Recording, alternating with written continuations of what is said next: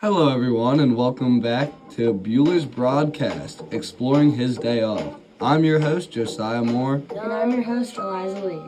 Today we will be discussing Ferris Bueller's Day Off, the movie. Ferris Bueller is a high school student senior who is given the impossible task of showing up to school on a lovely Chicago spring day.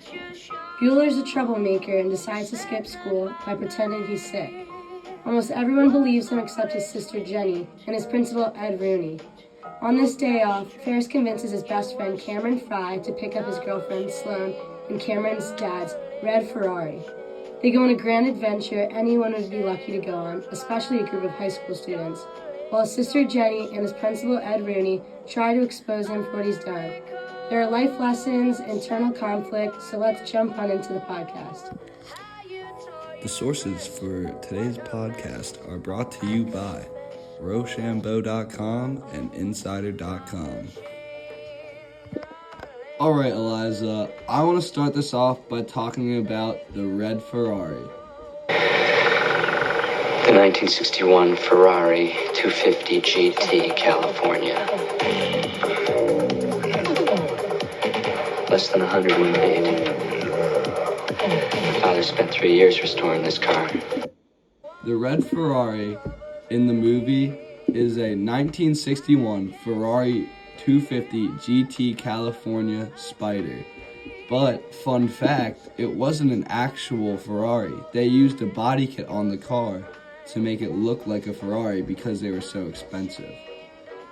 Eliza, what do you think this car represents to the characters in the movie? Well, I think it represents something different for each character. Like for Cameron, for instance, the license plate on the red Ferrari says nervous, which could represent Cameron's emotions about how he feels about that car. His dad loves that car more than he loves Cameron, and so it kind of represents his anxiety he feels from Ferris stealing his dad's car, and how worrisome he is all day while they're ditching school.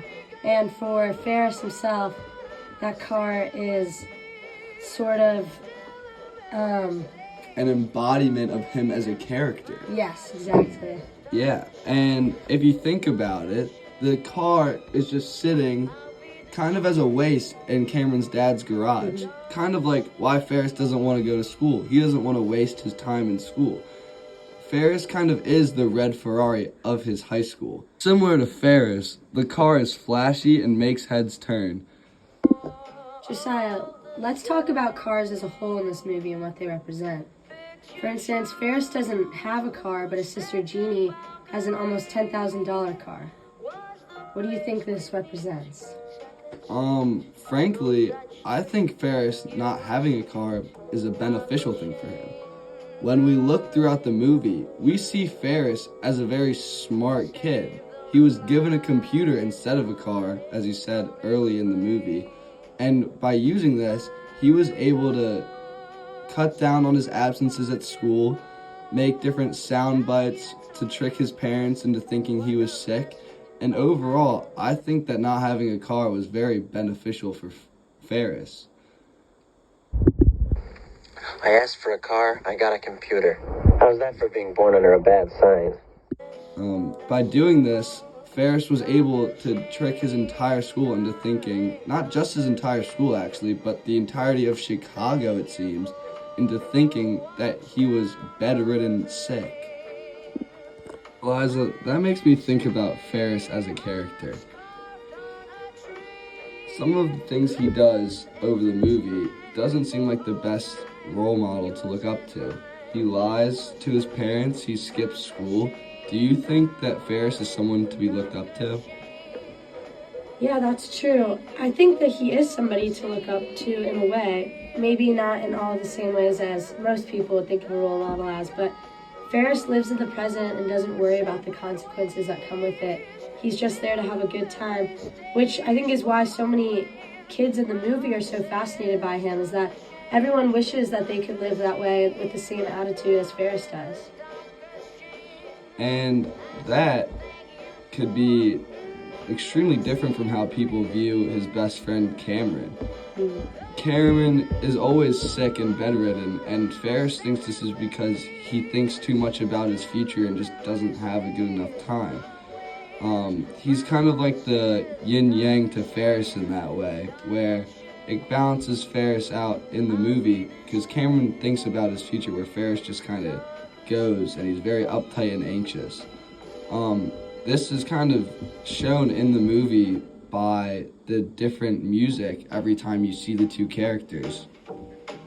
That's true. Whenever it's a scene of Ferris, it's normally upbeat, fast-paced, happier songs, when in Cameron's scenes, it's normally a slower, sad, kind of calming, but not as happy of a song, which kind of shows their different personalities and what they both represent in the film.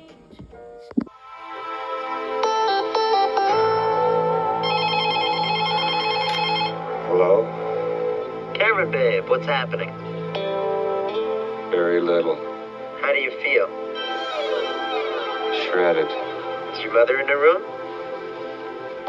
She's in Decatur. Unfortunately, she's not staying. Where are you? I'm taking the day off. Now get dressed and come on over. Can't, stupid. I'm sick. That's all in your head. Come on over. I feel like complete shit, Ferris. I can't go anywhere. I'm sorry to hear that. Now come on over here and pick me up.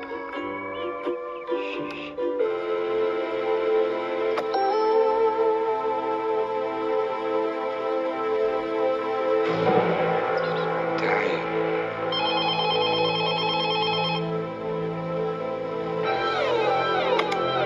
You're not dying. You just can't think of anything good to do.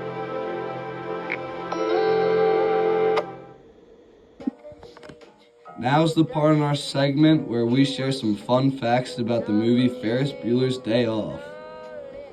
Did you know that this American comedy was directed by John Hughes in the same high school where he also filmed his other two famous movies, 16 Candles and The Breakfast Club? Wow, that's so crazy. Right? Did you know the script was written in 6 days? Wow. Did you know that the Bueller's home was actually in California and not Chicago? What? That is crazy. Did you know that actor Matthew Broderick, who plays Ferris, and Jennifer Grey, who plays Jeannie, Ferris's sister, got engaged just before the movie's release, and they started dating during the scene? Wow. Interesting. Thanks for listening to our facts segment.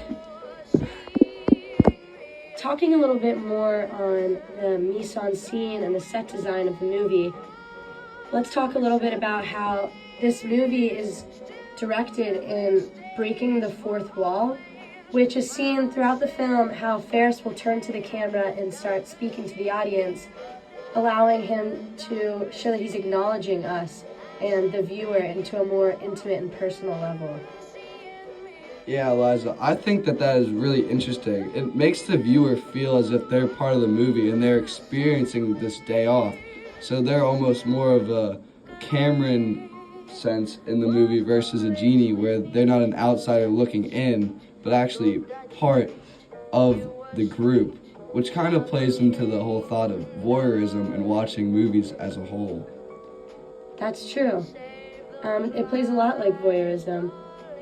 Also, in the set design of the film, we see that Ferris tricks out his room with many different systems to hide his lies and keep them going, where he puts a pulley system in his bedroom with a mannequin body that acts as him napping in bed all day so his parents don't worry about him being out.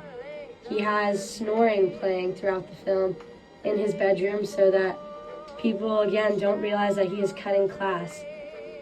All of this is on purpose, and the set design in this film is really important to the plot. Yeah, and when you think about the differences between Cameron and Ferris's room is very chaotic. It has a lot of posters and a lot of colors, while Cameron's room is very clean and more of like a darker color palette than Ferris's. Yes, Cameron's room is very simplistic, while Ferris's is very chaotic.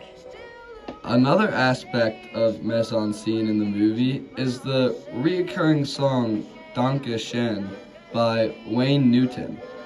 The song is about two friends who are close and will always hold each other's memories, but they're soon going to depart each other and go their separate ways.